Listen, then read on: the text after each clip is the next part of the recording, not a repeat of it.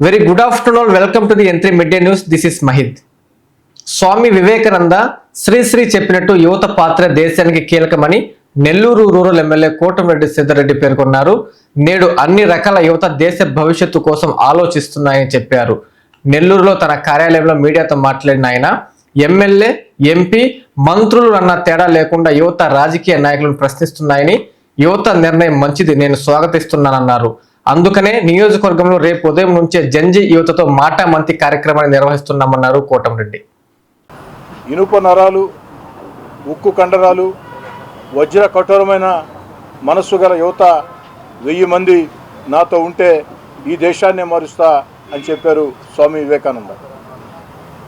నరాలు కుళ్ళి ఎముకలు విరిగిన యువకుల్లారా చావండి, నెత్తురు మండే శక్తులు నిండే రగిలే గుండెల యువకుల్లారా కదలండి, పదండి ముందుకు తోసుకుపోదాం పైకి స్ఫూర్తినిచ్చే మాట చెప్పింది మహాకవి శ్రీశ్రీ గారు. దేశ భవిష్యత్తు తరగతి గదుల్లో నిర్మాణం అవుతుంది. తరగతి గదుల్లోనే దేశ భవిష్యత్తు నిర్మించబడుతుందని చెప్పింది కొటాటి కమిషన్. ఎందుకంటే అది దేశం కానీ ప్రపంచం కానీ యువత పాత్ర అంత గణనీయం. అలాంటిది గత కొన్ని సంవత్సరాలుగా యువత రాజకీయ చైతన్యానికి దూరంగా, రాజకీయాలకు దూరంగా ఉన్న పరిస్థితి. కానీ ఈనాడు అదే యువత, జంజీ యువత, ఆల్ఫా యువత, అన్ని రకాల యువత, యువశక్తులు ఈ యొక్క దేశ భవిష్యత్తు గురించి ఆలోచన చేస్తూ ఉన్నాయి, సమాజం గురించి ఆలోచన చేస్తూ ఉన్నాయి. ఇది చాలా మంచి పరిణామం. ఈనాడు యువత పరిస్థితి ఎంత అద్భుతంగా ఉందంటే ఎమ్మెల్యేలనైనా మంత్రులనైనా ఎవరినైనా సరే ప్రశ్నిస్తూ ఉన్నాయి, నిలదీస్తూ ఉన్నాయి, ఉద్యమిస్తూ ఉన్నాయి. ఇది అందరం కూడా స్వాగతించే పరిణామం. ఎందుకంటే ఈ దేశ భవిష్యత్తు బాగుంటేనే ఈనాటి యువత భవిష్యత్తు బాగుంటుంది. ఈ దేశ భవిష్యత్తు బాగుండాలంటే ఈనాటి యువత ఒక మంచి ఆలోచనలు చేయాలా. ఇది ఒక మంచి ఆలోచన అని చెప్పని నేను మనస్ఫూర్తిగా కూడా స్వాగతిస్తూ ఉన్నాను. ఈ పరిస్థితుల్లో నెల్లూరు రూరల్ నియోజకవర్గంలో 20,000 మంది యువతతో నేరుగా మాటా మంతి కార్యక్రమం నిర్వహించాలని, 51 రోజుల పాటు ఈ యొక్క జంజీతో మాటా మంతి కార్యక్రమాలు ఉంటాయి. 51 రోజుల పాటు 51 చోట్ల దాదాపు 20,000 మంది విద్యార్థులతో 51 రోజుల పాటు ఈ కార్యక్రమం నిర్వహించబడుతుంది. ఆ యొక్క మాటా మంతి జంజీతో కార్యక్రమం ఉద్దేశం వారి యొక్క ఆకాంక్షలు, వారి యొక్క ఆలోచనలు, వారి యొక్క సూచనలు తెలుసుకోవటం, అదేవిధంగా వాళ్ళు ప్రశ్నిస్తే ఆ ప్రశ్నలకి సమాధానం చెప్పటం, అన్నిటికీ మించి విమర్శనలు సైతం, సద్విమర్శనలు సైతం స్వాగతించడం. వారు విమర్శిస్తే విమర్శలో నిజం ఉంటే మేము సరి చేసుకోవటం, ఆ విమర్శలో నిజం లేకుంటే ఎందుకు నిజం కాదో వారికి వివరించి చెప్పటం. ఇది ఈ యొక్క జంజీతో మాటా మంతి కార్యక్రమం. ఈ యొక్క జంజీ మాటా మంతి కార్యక్రమాన్ని రేపు ఉదయం 10 గంటలకి ఈ జంజీ మాటా మంతి కార్యక్రమాన్ని పార్థసారథి నగర్లోని జెనెక్స్ కళాశాలలో ప్రారంభించడం జరుగుతుంది.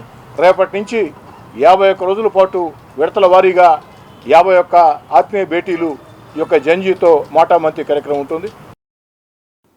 ఎస్పీ ఆదేశాల మేరకు జిల్లా వ్యాప్తంగా ఆయా పోలీస్ స్టేషన్ల పరిధిలో రౌడీ షీటర్లు, హిస్టరీ షీటర్లు, కేడీలు, డీసీలు, ఇతర నేర చరిత్ర కలిగిన వ్యక్తులకు పోలీసు అధికారులు ప్రత్యేక సత్ప్రవర్తన కౌన్సిలింగ్ నిర్వహించారు. నేర ప్రవృత్తికి స్వస్తి పలకాలని సూచించారు. తీరు మార్చుకోకపోతే తాట తీస్తామని హెచ్చరించారు పోలీసులు. రౌడీ షీటర్లు, హిస్టరీ షీటర్లు తీరు మార్చుకోకపోతే అత్యంత కఠినంగా వ్యవహరించి కేసు నమోదు చేస్తామని జిల్లా ఎస్పీ అజితా వేజెండ్ల హెచ్చరించారు.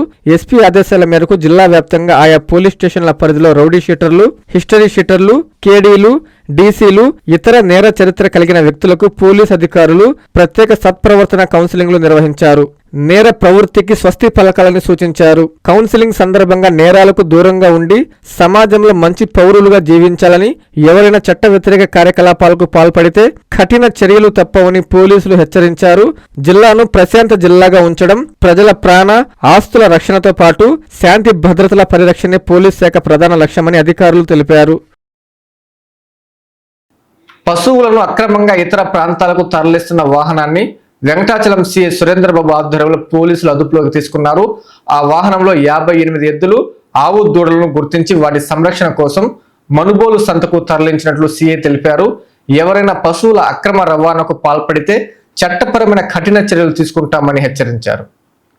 నెల్లూరు జిల్లా వెంకటాచలం మండల పరిధిలో అక్రమంగా లారీలో తరలిస్తున్న 59 ఎద్దులను వెంకటాచలం పోలీసులు స్వాధీనం చేసుకున్నారు. టోల్ ప్లాజా వద్ద సిఐ సురేంద్రబాబు ఆధ్వర్యంలో పోలీసులు వాహన తనిఖీలు నిర్వహిస్తుండగా అనుమానాస్పదంగా వెళ్తున్న లారీని ఆపి తనిఖీ చేశారు. లారీలో పెద్ద సంఖ్యలో ఎద్దులు, ఆవు దూడలు ఉండటాన్ని పోలీసులు గుర్తించారు. పోలీసుల విచారణలో తెలంగాణలోని జంగారెడ్డిగూడెం ప్రాంతం నుంచి 59 ఎద్దులు, ఆవు దూడలను లారీలో ఎక్కించి చెన్నైలోని ఉలిచికి తరలిస్తున్నట్లు, అక్కడి నుంచి కేరళలోని వధశాలకు అక్రమంగా తరలించేందుకు ప్రయత్నిస్తున్నట్లు గుర్తించినట్లు పోలీసులు తెలిపారు. దీంతో సిఐ సురేంద్రబాబు ఆదేశాల మేరకు పోలీసులు లారీతో పాటు ఎద్దులను స్వాధీనం చేసుకుని కేసు నమోదు చేశారు. స్వాధీనం చేసుకున్న ఎద్దులను తదుపరి సంరక్షణ కోసం మనుబోలు సంతకు తరలించారు. అక్రమంగా పశువులను తరలిస్తున్నట్లు గుర్తిస్తే చట్ట ప్రకారం కేసులు నమోదు చేసి కఠిన చర్యలు తీసుకుంటామని ఈ సందర్భంగా సిఐ సురేంద్రబాబు హెచ్చరించారు.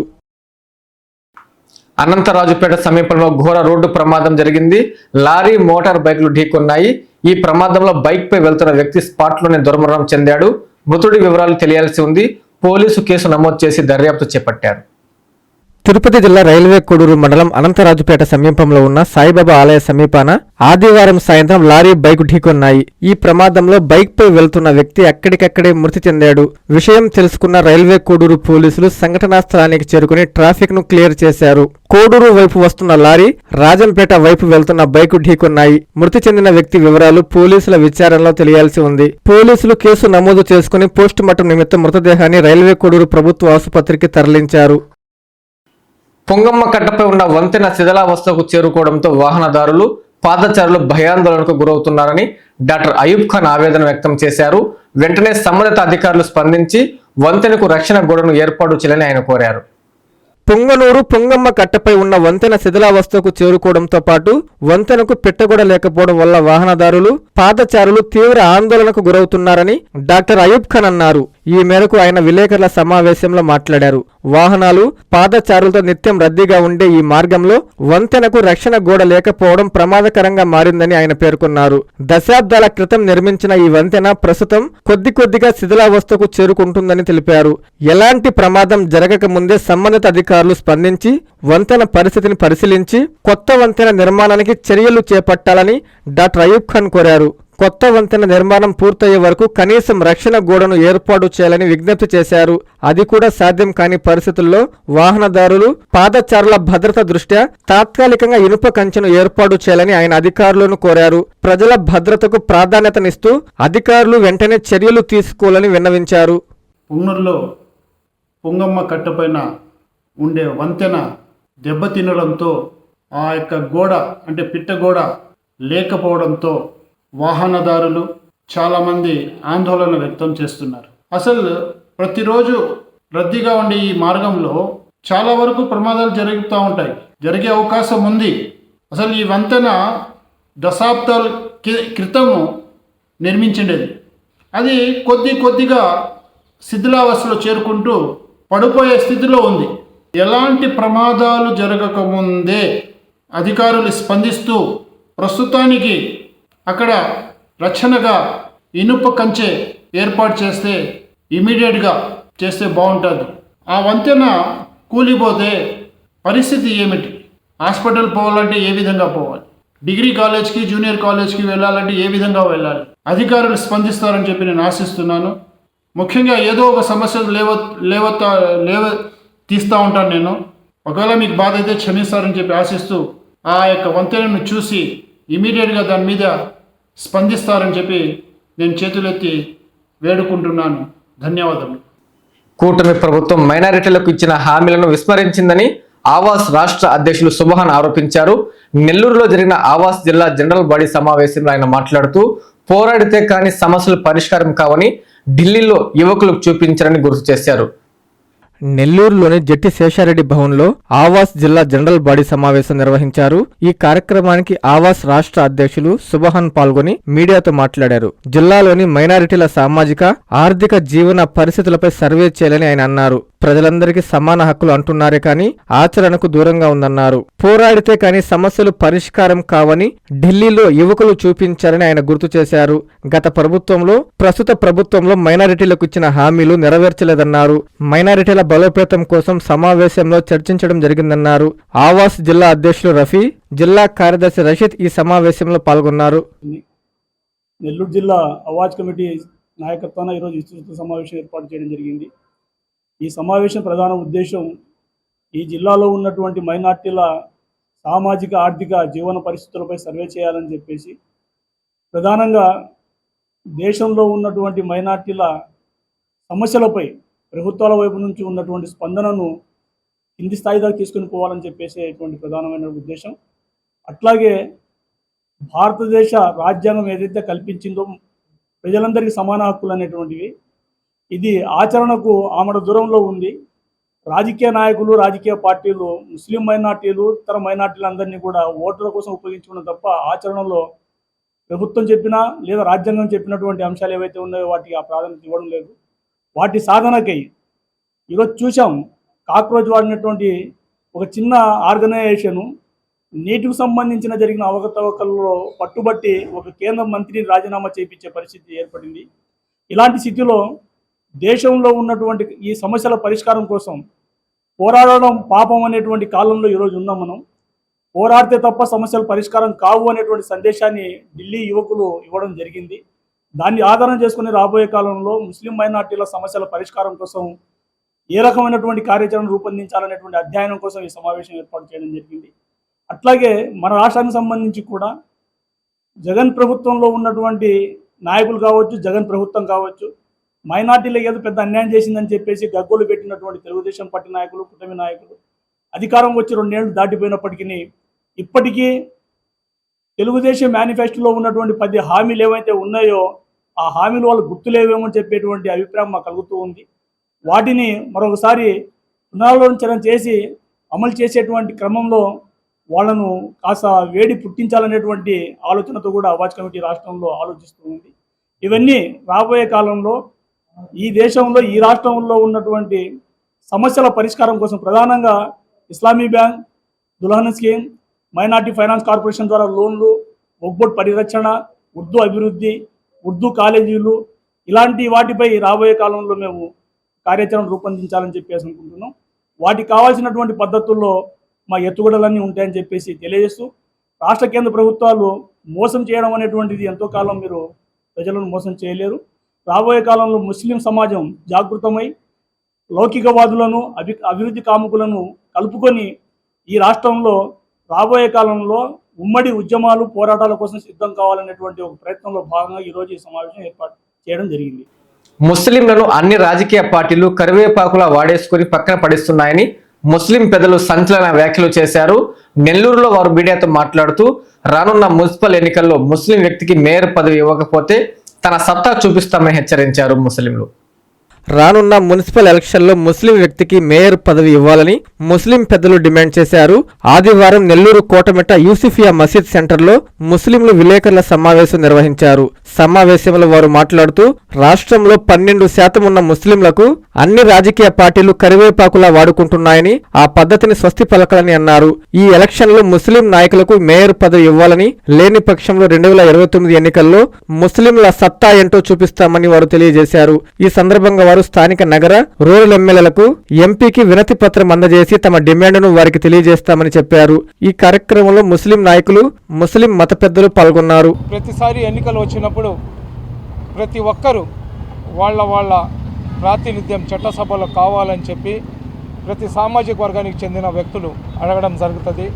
అడిగిన తర్వాత మనం కోరుకునే కోరిక కానీ న్యాయబద్ధంగా కానీ ఉంటే పాలకులు, నాయకులు మనకు అవకాశం కల్పిస్తారు. కానీ దాదాపు స్వాతంత్రం వచ్చి 80 సంవత్సరాలు అవుతున్నా కానీ గణనీయంగా ఉన్న ముస్లిం సీట్లు ఈరోజు వేళ్ల మీద లెక్కలు పెట్టుకునే పరిస్థితిలో వచ్చినా కానీ ఈ పాలకులకు నాయకులకు మనకు రాజ్యాంగం ఇచ్చిన హక్కుల ప్రకారం రాజ్యాంగం ఏదైతే మాకు చట్టసభలో వెళ్ళడానికి ప్రతి దాంట్లో కూడా ప్రతి ఒక్కరికి రాజ్యాంగం హక్కులు కల్పించింది. ఆ రాజ్యాంగం మాకు ఇచ్చిన హక్కుల ప్రకారం మాకు చట్టసభలో అవకాశం ఇమ్మంటే ఏదో ఒక కుంటి సాగు చెప్పి మైనార్టీలను విస్మరించడం ఈ పాలకులకు ఈ నాయకులకు అలవాటైపోయింది. మనం గత ఎమ్మెల్యే ఎలక్షన్లు ఎంపీ ఎలక్షన్లు జరిగినప్పుడు ప్రతి ఒక్కరు కూడా 2 రాజకీయ పార్టీలకి సపోర్ట్ చేసినారు. ఒకటి వైఎస్ఆర్సీపీ, రెండోది తెలుగుదేశం పార్టీ.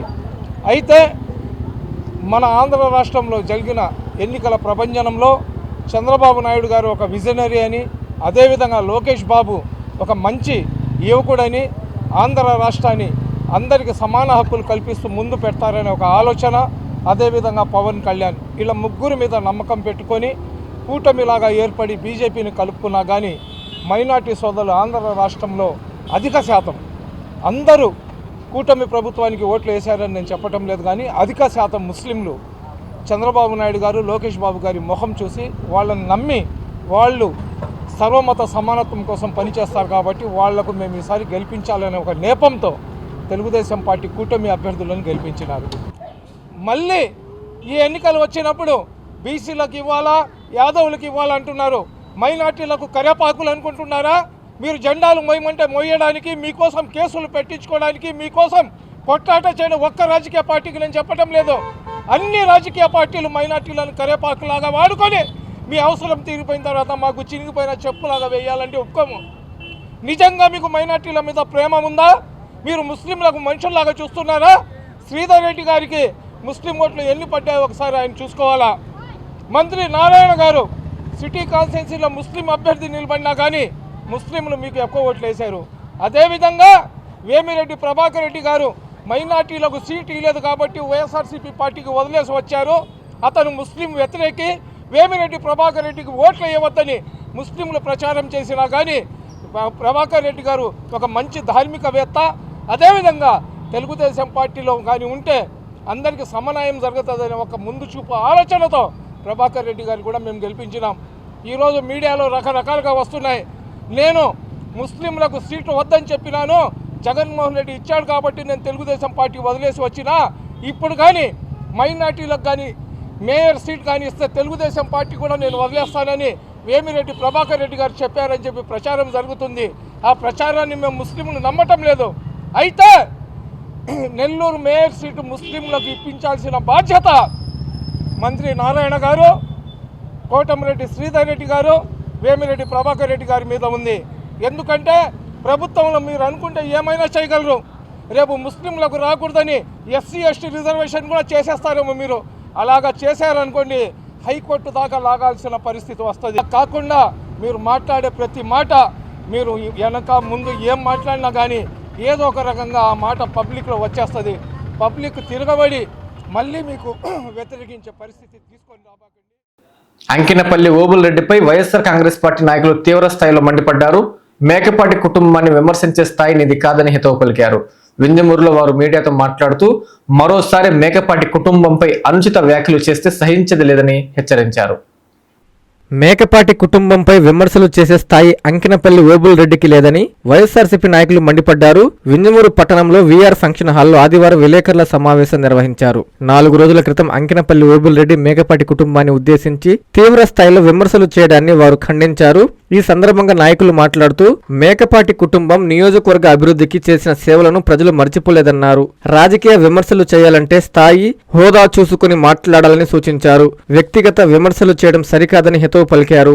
మేకపాటి కుటుంబంపై అనుచిత వ్యాఖ్యలు చేస్తే సహించేది లేదని హెచ్చరించారు. ఈ సమావేశంలో జిల్లా ఉపాధ్యక్షులు పల్లాల కొండారెడ్డి, కలిగిరి మండల కన్వీనర్ రవీంద్రారెడ్డి, బీసీసీఎల్ అధ్యక్షులు వంశీ యాదవ్, జిల్లా పబ్లిసిటీ వింగ్ అధ్యక్షులు నరసింహారెడ్డి, పలువురు వైఎస్ఆర్సీపీ నాయకులు, కార్యకర్తలు, అభిమానులు పాల్గొన్నారు. కానీ ఆయన సోదరుడు మేకపాటి రాజగోపాల్ రెడ్డి గారి గురించి కానీ వాళ్ళ తనయుడు అభినవ్ రెడ్డి గురించి కానీ మాట్లాడేటప్పుడు వాళ్ళు ఈ రోజు వరకు వాళ్ళ సొంత ఆస్తులు ప్రభుత్వ అవసరాలకు కానీ ప్రజల అవసరాలకు కానీ వినియోగించిన వాళ్ళే కానీ ఎక్కడా కూడా అవినీతికి తావు లేకుండా ఎవరి చేత విమర్శ పడకుండా అవినీతి రహితంగా 40 ఏళ్ళ నుంచి రాజకీయాలు చేస్తూ వస్తున్నారు. వాళ్ళ గురించి మాట్లాడే వ్యక్తులు వాళ్ళ స్థాయి గురించి తెలుసుకొని మాట్లాడితే మంచిది. వాళ్ళని విమర్శించేటప్పుడు సూర్యుడి మీద ఉమ్మేస్తే అది మనపైనే పడుతుంది. ఆ విధమైన విజ్ఞాతకి వాళ్ళకే వదిలేస్తున్నాము. అటువంటి వాళ్ళని విమర్శించడం తగదు. రాజకీయాల్లో మంచి చేసే వాళ్ళని ప్రోత్సహించాలి కానీ ఇట్లా విమర్శించటం, దాన్ని మనం ఏదో మీడియాలో ఉండాలా, మనం ఏదో నాయకులు అనిపించుకోవాలనేది కాదు. ఎవరు చేసిన అభివృద్ధిని వాళ్ళని మనం స్వాగతిస్తాం. ఏ పార్టీ అని కాకుండా ఆ విధంగా ఉండాలి. అందరితో అభివృద్ధిని పంచుకునేదాన్ని ప్రజల కోసం చేస్తారే కానీ మెట్ట ప్రాంతాల్లో 300 కోట్ల రూపాయలు ఖర్చు పెట్టి వాళ్ళ కుటుంబం, మేకపాటి కుటుంబం ఈరోజు కూడా అందరు మనల్ని. ముత్యాలరెడ్డిపల్లి శాఖ గ్రంథాలయాన్ని ఉమ్మడి చిత్తూరు జిల్లా గ్రంథాలయ సంస్థ చైర్మన్ రెడ్డివారి గురువారెడ్డి ఆకస్మికంగా తనిఖీ చేశారు. గ్రంథాలయాల అభివృద్ధి లక్ష్యంగా కూటమి ప్రభుత్వం పనిచేస్తుందని ఆయన చెప్పారు. తిరుపతి జిల్లా ముత్యాలరెడ్డిపల్లి శాఖ గ్రంథాలయాన్ని ఆకస్మికంగా సందర్శించి రీడర్స్ హాజరు రిజిస్టర్ను, బుక్ రిజిస్టర్ల పత్రికలకు సంబంధించిన రిజిస్టర్లు, బీడీసీ సెంటర్ నిర్వహణకు సంబంధించిన అన్ని రికార్డులను, అక్కడ ఉన్న పుస్తకాలను ఉమ్మడి చిత్తూరు జిల్లా గ్రంథాలయ సంస్థ చైర్మన్ డాక్టర్ రెడ్డివారి గురువారెడ్డి పరిశీలించారు. అనంతరం ఆయన మాట్లాడుతూ కూటమి ప్రభుత్వం సీఎం చంద్రబాబు నాయకత్వంలో విద్యాశాఖ మంత్రి నారా లోకేష్ సారథ్యంలో గ్రంథాలయాల అభివృద్ధి లక్ష్యంగా పనిచేస్తుందని అన్నారు. దానికి నిదర్శనమే నిరంతరం కూడా గ్రంథాలయాల అభివృద్ధి, మౌలిక వసతుల కల్పన తదితర అంశాలపై విద్యాశాఖ మంత్రి నారా లోకేష్ పర్యవేక్షించడం జరుగుతుందని అన్నారు. విద్యార్థులకు అవసరమైన పుస్తకాలను కూడా ఏర్పాటు చేయడానికి కూటమి ప్రభుత్వం సిద్ధంగా ఉందనే విషయాన్ని తెలియజేస్తున్నామన్నారు. ఈ వార్తలు ఇంతటితో సమాప్తం. నమస్కారం.